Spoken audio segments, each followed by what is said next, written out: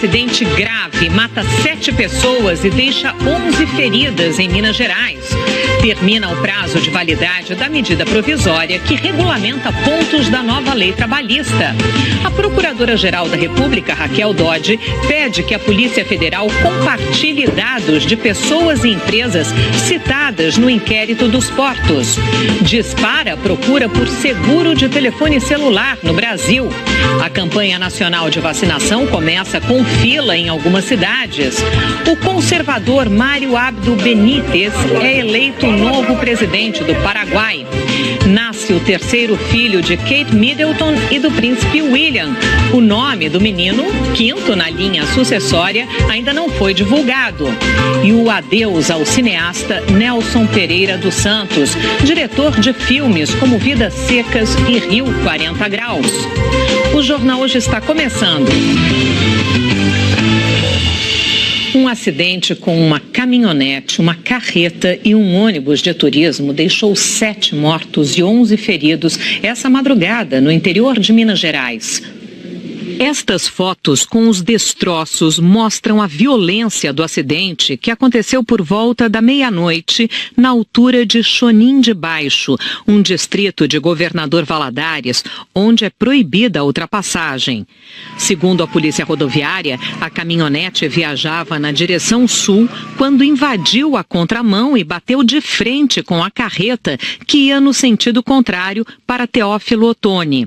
Com o impacto, o motorista da carreta perdeu o controle e atingiu o ônibus que estava atrás da caminhonete. A causa primeira foi justamente esse adentamento na contramão por parte da L200.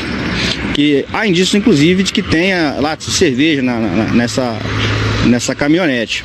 As 6 pessoas que morreram no local estavam no ônibus de turismo que levava 40 passageiros de Itaobim para Belo Horizonte. Os 6 foram levados para o Instituto Médico Legal em Governador Valadares. No final da manhã, o motorista da caminhonete que tinha sido levado para o hospital também morreu. 5 pessoas estão internadas no hospital municipal, 2 em estado grave. A notícia agora vem de Londres. Nasceu hoje o terceiro filho de Kate Middleton e do príncipe William. O nome dele ainda não foi divulgado. Quem nos conta é a correspondente Cecília Malan. Boa tarde, Sandra. Boa tarde a todos. Confesso que eu não imaginava que o terceiro bebê real geraria tanto interesse assim, mas eu não poderia estar mais enganada. A quantidade de súditos e de jornalistas do mundo inteiro aqui do lado de fora da maternidade é enorme. O bebê nasceu às 11h01 daqui, pesando 3,8 kg, justamente no dia de São Jorge, santo padroeiro da Inglaterra. A rainha Elizabeth II, bisavó da criança, foi a primeira pessoa a ser informada e depois, como manda a tradição, o anúncio oficial foi colocado num cavalete no Palácio de Buckingham. Agora há pouco, o príncipe William trouxe os filhos George e Charlotte para conhecerem o novo irmãozinho e a expectativa agora é para saber quando a família real vai deixar o hospital, repetindo a já conhecida cena de apresentar a criança ao mundo. Pela terceira vez em 5 anos, repórteres do mundo inteiro acamparam do lado de fora da Lindo Wing. A ala particular do Hospital St. Mary's, no oeste de Londres, é a maternidade eleita da realeza. Foi onde nasceu o primeiro filho do casal William e Kate, o príncipe George, em julho de 2013. E 2 anos depois, em maio de 2015, a princesa Charlotte. De lá para cá, o mundo acompanhou os passos dos irmãos. Batizados, primeiros dias na escola. Ele, um garoto sorridente, sempre de shortinho, símbolo da aristocracia inglesa. Ela, cheia de charme, com vestidos estampados e laços no cabelo. Quase todas as fotos oficiais foram tiradas pela mãe, Kate. O anúncio da terceira gravidez saiu em setembro e fez a festa das casas de aposta essa mania britânica. Se depender dos palpites dos súditos, o bebê vai ter nome tradicional. A chance do terceiro filho do duque e da duquesa de Cambridge se tornar monarca é pequena. Tem muita gente na fila para carregar o peso da coroa. Primeiro, o avô, o príncipe Charles, filho mais velho da rainha Elizabeth II. Depois, o pai, o príncipe William. E aí os irmãos mais velhos, George e Charlotte. Na linha de sucessão ao trono britânico, esse bebê real nasce em 5º lugar, empurrando o tio, o príncipe Harry, para a 6ª posição. Por isso, o bebê é carinhosamente chamado por aqui de reserva da reserva do herdeiro.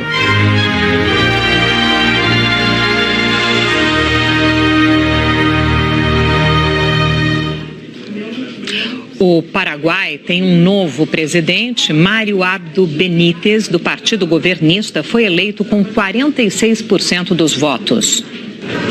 A Justiça Eleitoral confirmou o resultado ontem à noite, após a apuração de pouco mais de 96% dos votos. Marito, como é conhecido, ganhou com uma pequena margem de diferença do candidato de oposição Efraim Alegre, que recebeu 42% dos votos. Marito vai assumir a presidência em agosto, sucedendo o atual presidente e colega do Partido Colorado, Horácio Cartes. No discurso da vitória, ontem à noite em Assunção, Marito prometeu trabalhar pela unidade do país. O voto no Paraguai é obrigatório. Mesmo assim, apenas 61% dos 4 milhões de eleitores compareceram às urnas. Aqui no Brasil, o Tribunal Superior Eleitoral e a Escola Judiciária lançaram um projeto para acelerar o cadastramento biométrico da população. Veja na reportagem de Filipe Mancuso, de São Paulo. A meta do TSE é cadastrar as impressões digitais de todos os eleitores brasileiros até 2022. Ainda tem tempo até lá. Mas a Juliana é daquelas pessoas prevenidas. Não quer ter nenhum tipo de pendência lá na frente. Já que tem que fazer, então é melhor fazer. O veridiano precisou fazer a biometria para mudar o domicílio eleitoral. Ele espera que a tecnologia torne a vida do brasileiro mais fácil. Esperamos isso, que seja facilite para o eleitor. Esse ano, a biometria na hora de votar será obrigatória em cerca de 2.800 cidades de todos os estados do país. Cerca de 55% do eleitorado brasileiro já está em dia com a nova tecnologia. Para agilizar ainda mais esse processo, foi lançado hoje o programa Justiça Eleitoral Itinerante. A ideia é levar o cadastramento biométrico até o cidadão. Com quase 1/4 do eleitorado nacional, São Paulo foi escolhido para dar o pontapé inicial na campanha. Ao invés do cidadão vir à a justiça vai ao cidadão. E a biometria tem a vantagem de garantir a rigidez e a lisura das eleições. E isso afasta por completo, digamos assim, fatos de outrora de que fim da eleição alguém poderia utilizar a máquina para votar pelos faltantes. Segundo o ministro, caberá aos TREs de cada estado fazer parcerias com empresas de ônibus, por exemplo, para levar o serviço biométrico a eleitores que moram em regiões mais afastadas. A Bianca tem 18 anos e vai votar pela primeira vez. Ela faz parte da nova geração de eleitores, a geração da biometria. Cheguei aqui, foi super rápido o processo, achei que ia demorar mais, mas foi super rápido. Quer dizer, então, que agora 2018, primeira eleição. Primeira eleição, vamos que vamos. O aumento no roubo de celulares tem aumentado também o interesse dos clientes na compra de seguro dos aparelhos. Só que apenas o seguro não garante um celular de volta. Vamos ver na reportagem de Elaine Basti.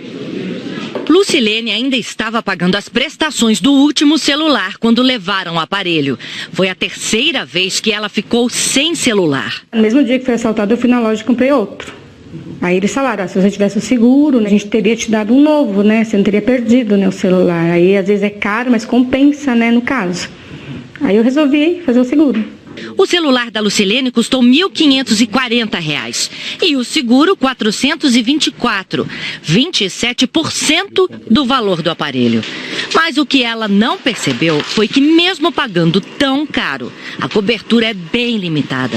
A Lucilene só recebe outro aparelho se o celular for levado por um ladrão armado ou se for vítima de furto qualificado. Eu achei que furto e furto qualificado seria o furto simples, que alguém entrasse, pegava, né? Mas depois eu fui pesquisar, não é bem assim que funciona, né? O Código Penal explica: furto qualificado é quando há destruição ou rompimento de obstáculo. Quer dizer, quando o bandido rasga a bolsa, arromba o carro para levar o celular. Se for furto simples, quando o bandido age sem estragar nada, sem ninguém perceber, não tem reembolso. O número de pessoas que têm feito seguro para o celular tem crescido a cada ano. Em 2017, os pedidos de apólice aumentaram 70%. E não é barato fazer seguro de celular. Ele pode custar até 1/3 do valor do aparelho. Precisa tomar muito cuidado com alguém que faça esse seguro para ver se vale a pena realmente pagar aquele valor para ter aquele bem naquele valor segurado. E tem outra. Em muitos casos, como acontece com outros tipos de seguro, é preciso pagar franquia para conseguir o reembolso. Normalmente quem faz seguro faz quando compra o celular, ele é atendido por um vendedor. E esse vendedor, normalmente, ele não explica tão claramente as condições de seguro. Ele vende um produto a mais, que é o seguro. Então, acho que antes de comprar o celular, deve-se investigar como é que é esse seguro, perguntar para as pessoas, procurar na internet quais são as condições para isso, para ter certeza do que está contratando e se realmente vale a pena. Vamos ver agora como fica o tempo hoje? Eliana Marques está de volta. Bem-vinda, Eliana. Muito obrigada, Sandra. Uma boa tarde para você e para todos vocês também. Para você também. E aí, conta pra gente. Pois é, a gente já está aí com um pouco mais de um mês que o outono começou e o que a gente tem notado é que as características dele estão bem presentes em algumas regiões do país. Nessa área amarela aqui do mapa, por exemplo, que começa, olha, em Santa Catarina, passa por São Paulo, vai até o sul do Piauí e também até o sul de Mato Grosso. Hoje, por exemplo, o dia começou frio em algumas cidades, mas agora à tarde, como a gente vê, tem sol, tá claro e não tem previsão de chuva. Essas são as capitais que estão aí nesse meio, né? Curitiba, Floripa, São Paulo, BH, Campo Grande, Cuiabá, todas quentes agora à tarde, sem previsão de chuva, sol predominando. Agora, em Jaboatão dos Guararapes, região metropolitana do Recife, já choveu muito hoje cedo, madrugada de manhã. Algumas famílias tiveram até que sair de casa por questão de segurança. Em Maceió, já é uma manhã de sol, foi assim hoje cedo, tá agora nesse momento. Limpeza, como a gente viu, porque ainda tem ruas alagadas da chuva do fim de semana, Sandra. E aí, como é que fica? Continua chovendo ou para lá em Maceió e também no Recife? Olha, ainda tem previsão de chuva nas duas capitais, nas duas regiões, tanto de Maceió quanto no Recife, hoje e nos próximos dias, com volumes menores que no fim de semana, mas ainda vai ter chuva sim. Hoje também tem previsão de chuva aqui na faixa norte do Brasil, por causa do calor e da umidade da Amazônia, também por causa da zona de convergência intertropical Azecite, que deixa as nuvens mais carregadas, principalmente entre o Amapá e o Rio Grande do Norte. No Rio Grande do Sul, como a gente vê, muitas nuvens também por causa de mais uma frente fria que está chegando. A chuva deve se espalhar por várias regiões gaúchas, onde o mapa está em azul, mas com predomínio aqui, olha, na faixa oeste do estado, na fronteira oeste. Em Porto Alegre, previsão de pancadas de chuva, máxima de 30 graus. Em Manaus, a mesma coisa. Em Salvador e por todo o litoral baiano, previsão de chuva a qualquer hora do dia, hoje também. No Rio de Janeiro, uma chuva já um pouco mais fraca. E em Goiânia, previsão de pancadas de chuva e máxima de 31 graus. Dá para adiantar um pouquinho como vai ser a semana? Dá sim. E a semana vai ser mais ou menos como hoje. Olha, a chuva vai ficar concentrada aqui no norte do Brasil, onde o nosso mapa está mais colorido, mais escuro. No nordeste, entre Maranhão até o Ceará. Agora, como a gente vê em toda essa área mais clara aqui, olha, previsão de semana seca. Aqui em São Paulo também teremos dias aí sem chuva, mais dias, né? Já faz uma semana que não chove, com tardes quentes, como a gente vê aqui. Só que as manhãs vão ser frias. Então a gente vai ter que separar uma blusinha a mais na hora de sair de casa, viu, Sandra? Pois é, essa secura e a amplitude térmica, haja saúde, né? Para aguentar. É verdade. Boa alimentação, bom descanso, muita hidratação para a gente se manter firme. E ficar de olho aí na gripe que está chegando. O seguinte, começou nessa segunda-feira a campanha nacional da vacinação contra a gripe. A expectativa do Ministério da Saúde é imunizar mais de 54 milhões de pessoas até o dia 1º de junho.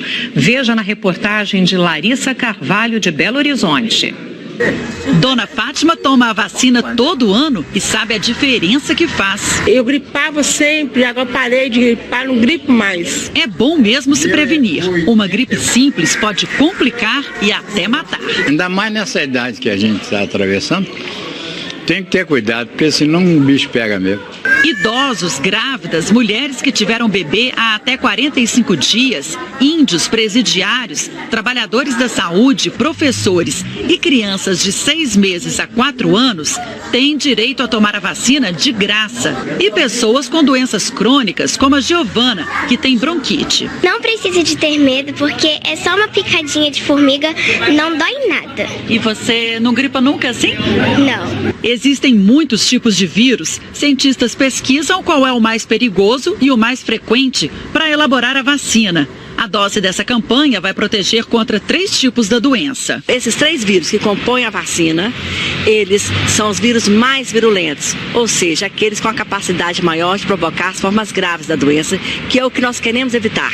Já nos demonstrou, ao longo dos 20 anos que a gente realiza a campanha, uma redução em torno de 30% a 40% nas internações e nos óbitos. Só neste ano já foram registrados quase 400 casos de gripe no Brasil. 62 pessoas morreram.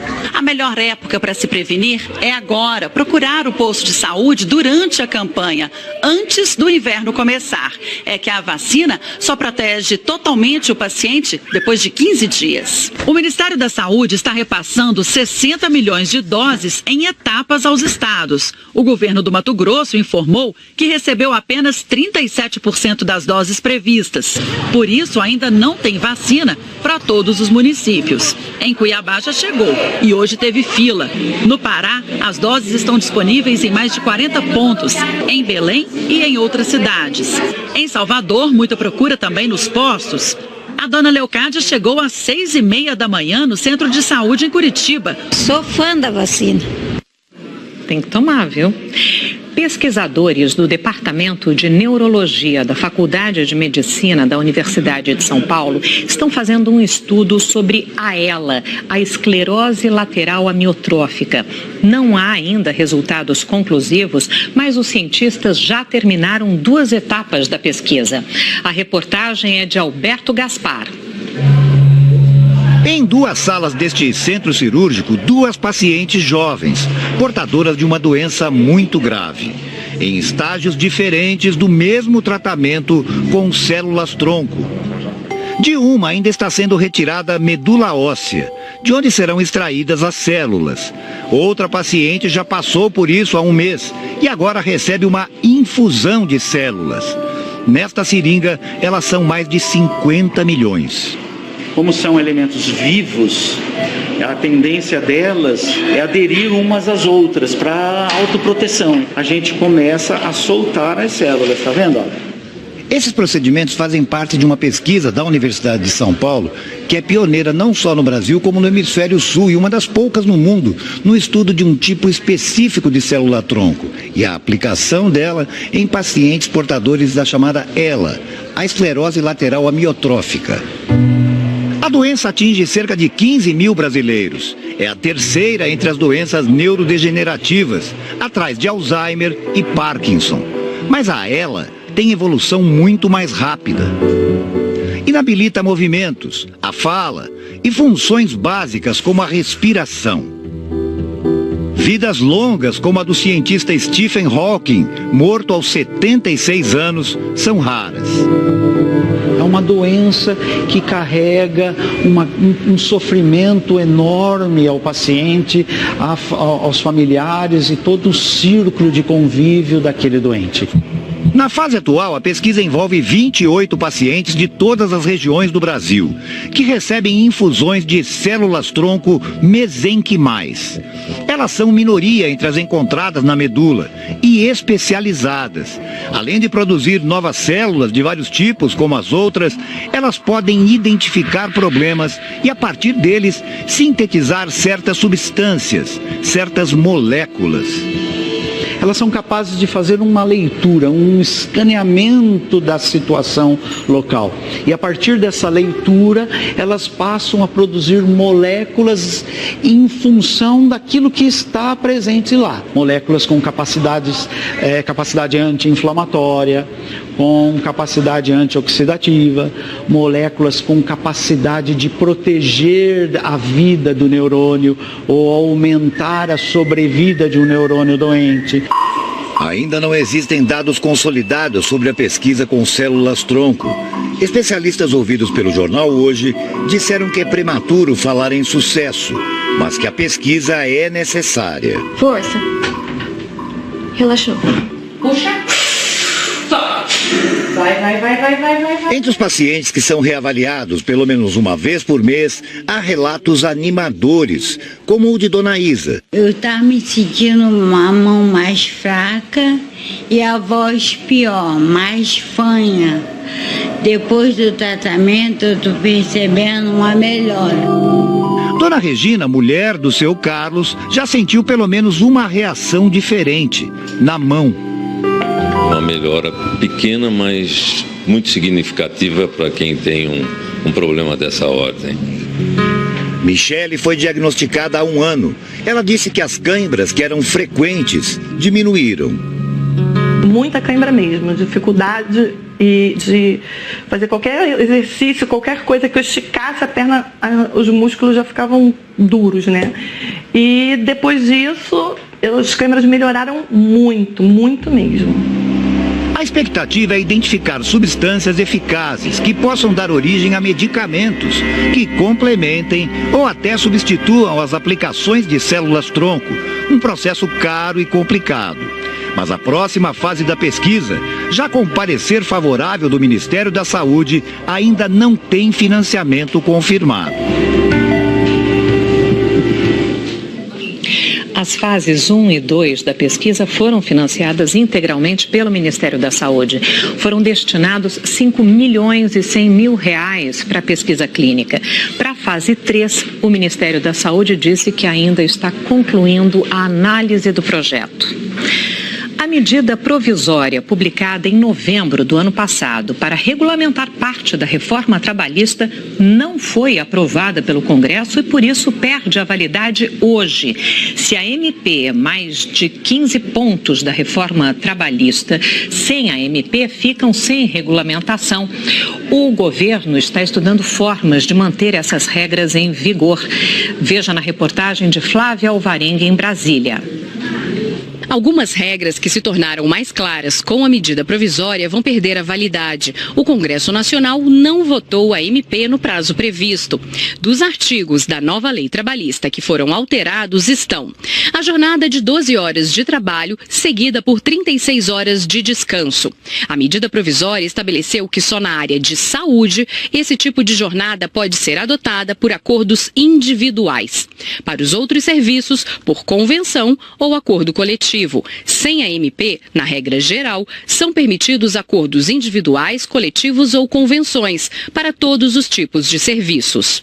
Trabalho em locais insalubres para grávidas. A empregada grávida deve ser afastada de locais ou atividades insalubres sem atestado durante toda a gestação. Ela passa a trabalhar em locais que não oferecem risco e só pode trabalhar em situação insalubre em grau médio ou mínimo por vontade própria, apresentando atestado de saúde assinado por um médico dela. Sem a MP, volta a prevalecer o texto da lei. A gestante só será afastada do serviço se o grau de insalubridade for máximo. Nas outras condições, é necessário apresentar atestado. Contrato de autônomo. A medida provisória proíbe a cláusula de exclusividade nos contratos. Sem ela, a exclusividade pode ser exigida dos autônomos. Trabalho intermitente. A nova lei criou a jornada intermitente, aquela por hora, dia ou período. A MP deixou as regras bem mais claras e derrubou uma multa de 50% do valor da remuneração, caso o empregado ou o patrão descumprissem um acordo de trabalho. Sem a MP, a multa volta. A medida provisória deveria ter passado por uma comissão especial por votação no plenário da Câmara e do Senado, mas isso não aconteceu. Hoje é o último dia de vigência. E para substituir o que está na MP, o governo está fazendo reuniões com técnicos avaliando o que pode ser regulamentado por decreto. Outros pontos que estão na medida também poderão ser regulamentados por meio de portaria e, em alguns casos, vai ser preciso projeto de lei. É isso que está sendo estudado ainda. A reforma trabalhista foi aprovada em julho do ano passado e passou a vigorar em novembro. Sem a MP e se o governo não tomar nenhuma medida, fica valendo o texto original da lei trabalhista. Em Campinas, no interior de São Paulo, milhares de pessoas formaram uma enorme fila na esperança de um novo emprego. As pessoas começaram a chegar às 4 da madrugada. As 100 vagas foram anunciadas por um hotel que vai abrir um novo centro de convenções. O Estado Islâmico reivindicou a autoria do atentado que matou 57 pessoas e feriu mais de 100 em Cabul, no Afeganistão. Todas as vítimas eram civis que estavam em uma fila para se inscrever para votar nas próximas eleições parlamentares em outubro.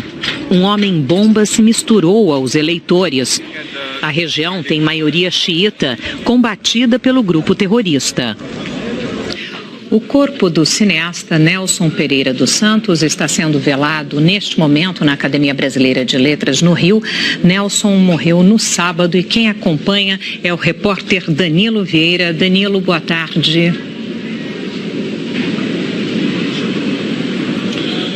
Boa tarde, Sandra. O imortal Nelson Pereira dos Santos está sendo velado aqui na sede da Academia Brasileira de Letras. O velório começou de manhã cedinho. Aqui estão presentes outros colegas imortais, amigos do cinema, da vida, também parentes, familiares, né? As netas vieram dizer que Nelson Pereira dos Santos era um avô muito querido. O enterro está marcado para as 3h30 no cemitério São João Batista.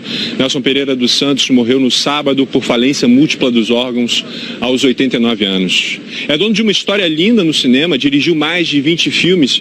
Um deles chama-se Amuleto de Ogum. E hoje é feriado no Rio de Janeiro, o dia de São Jorge, representado na tradição africana justamente pelo orixá Ogum. No começo, tudo que ele tinha era uma câmera na mão e um Brasil na cabeça. Era mais que o suficiente. Naquela distante década de 50, o país já se sabia muito grande, mas nas telas nunca tinha se visto tão pobre. A história dos 5 meninos da favela, que rodavam o Rio de Janeiro vendendo amendoim, conquistou público e crítica. Rio 40 Graus inaugurou um novo jeito de se fazer cinema no Brasil. A influência era europeia, o neorrealismo. Diplomado em cinema na França, Nelson Pereira dos Santos tinha um mundo como possibilidade, mas sempre escolheu o Brasil como opção. Formado em Direito e também jornalista, nasceu em São Paulo no seio de uma família de cinéfilos. A mãe levava mamadeira para as sessões de domingo. Nelson era o nome de um herói do cinema mudo. O jovem cineasta cresceu alimentado pela grandeza da nossa literatura. Machado de Assis, Guimarães Rosa, Jorge Amado, Graciliano Ramos. Do escritor alagoano, adaptou 2 romances, Vidas Secas, de 63, e Memórias do Cárcere, de 84, marcando o fim da ditadura militar. Ele deixa um legado para o cinema brasileiro, que é do cinema é uma coisa útil e não uma coisa fútil, né? Então o Nelson nunca pensou em fazer filmes que não tivesse algum sentido, algo que acrescentasse ao conhecimento, ao engrandecimento do conhecimento do espectador. Nos anos 2000, o mais literato dos cineastas se transformou no primeiro cineasta entre os literatos.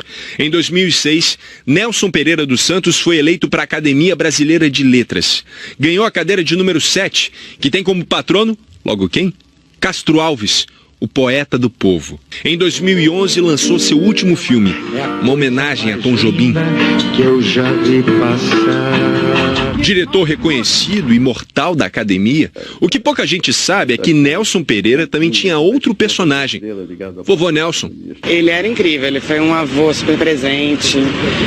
Eu tenho lembranças maravilhosas dele indo na minha escola com 9 anos, explicar o que era cinema para as crianças. Ao exibir em preto e branco e em cores a nossa fé, beleza e miséria, O homem que tinha nome de herói de cinema virou herói do cinema. Um herói diferente.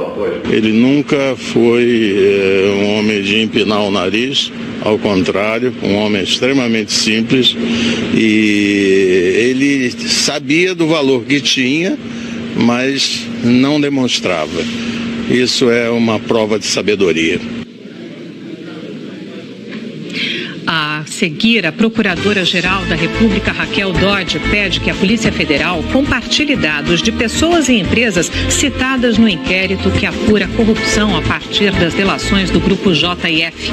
A gente volta já. A Polícia Militar usou bombas de gás lacrimogênio e um caminhão de água para dispersar professores que faziam manifestação em frente à Prefeitura de Belo Horizonte agora há pouco. Os professores e trabalhadores da educação infantil entraram em greve hoje, reivindicando salários iguais aos da educação fundamental. A Polícia Militar alegou que os manifestantes tentaram invadir o prédio da Prefeitura. Os professores negam.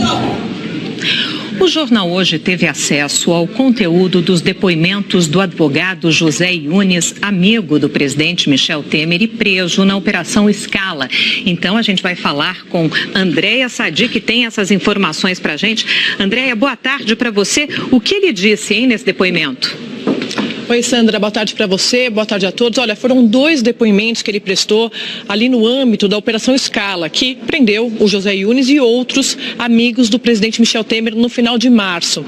O José Yunes, ele dá detalhes dessa relação pessoal com o presidente Temer e também dessa relação comercial. Ele confirma, por exemplo, a venda de uma casa por parte dele à primeira-dama Marcela Temer, uma casa que fica no Alto de Pinheiros, região nobre de São Paulo. Ele disse que ele não falou sobre isso quando ele foi perguntado pela primeira vez pela Polícia Federal em 2017, porque, segundo ele, os investigadores não perguntaram sobre transações comerciais com familiares do presidente. Mas agora ele sim confirmou essa venda dessa casa. Ele disse que comprou por R$750 mil e vendeu para Marcela Temer no valor de R$830 mil. Ele disse, quando ele foi questionado, que ele não sabe quais foram as contas bancárias que foram usadas para este negócio, mas que ele imagina se tratar de uma incorporadora que ele tem e também da conta do presidente Michel Temer. Ele também fala, viu, Sandra, sobre uma entrega do Lúcio Funaro, aquele doleiro, operador do PMDB, em seu escritório em 2014, de um documento, de um envelope que, segundo ele, foi pedido pelo ministro, hoje ministro da Casa Civil, Eliseu Padilha. E aí ele traz a novidade aqui no depoimento. Ele diz que ele contou este fato, desse pedido de Eliseu Padilha, ao presidente Michel Temer, que, segundo José Yunes, deixou claro que não sabia do pedido de Padilha e que Temer demonstrou estranhamento sobre o ocorrido. Segue José Yunes, diz que detalhou para Temer sobre o tal pedido alguns dias depois e que, inclusive, o depoente Yunes falou para Temer que ficou estarrecido com a tal figura delinquencial, falando que só tomou conhecimento de quem era o conhecido Lúcio Funaro, operador do PMDB, após fazer pesquisas na internet. Então, são detalhes aí desse depoimento de José Yunes, amigo do presidente, a que a gente teve acesso, Sandra. Agora, Andréia, a Procuradora-Geral da República, Raquel Dodge, ela pediu que a Polícia Federal compartilhe dados de pessoas e empresas citadas no inquérito, que apura a corrupção a partir das delações do Grupo JF. Essas pessoas também foram citadas no inquérito dos portos, aquele que investiga se o presidente Michel Temer favoreceu empresas do setor portuário ali por meio de um decreto. Exatamente, Sandra, são muitos personagens, O que a Procuradora-Geral da República, Raquel Dodge, pediu ao Supremo são informações, dados que foram coletados em 2017 durante uma busca e apreensão realizada numa outra operação, a Operação Patmos, ali na casa de Rodrigo Rocha Loures e do coronel da Polícia Militar, João Batista Lima Filho. Lima, assim como Yunes, foi preso agora, em março, na Operação Scala. E o Rodrigo Rocha Loures é aquele ex-deputado que ficou ficou conhecido como Homem da Mala da JBS. O que a procuradora quer é o material que foi encontrado na casa e no escritório, por exemplo, de João Batista Lima Filho. Ela acha que pode ajudar hoje, neste inquérito que está no Supremo, essa investigação dos portos. A gente também teve acesso a este documento da procuradora Raquel Dodge, enviado ao Supremo, e ela diz assim: por outro lado, verificou-se que a autoridade policial não encaminhou alguns itens apreendidos, sendo necessário ultimar a análise de tais bens e documentos ante o lapso temporal já decorrido desde a deflagração da Operação Patmos. Segue a procuradora. Ante o exposto, a PGR requer a conclusão pela autoridade policial das análises dos bens apreendidos que ainda não foram juntados aos autos. Conclui Raquel Dodge. Então, ela quer essas informações para ajudar essa investigação atual que está no Supremo. Sandra. Ok, Andréa Sadi, ao vivo de Brasília. Muito obrigada pelas suas informações. Boa tarde para você. E o Jornal Hoje termina aqui. Você acompanha outras notícias no Jornal Nacional. Uma ótima tarde. Amanhã a gente se vê.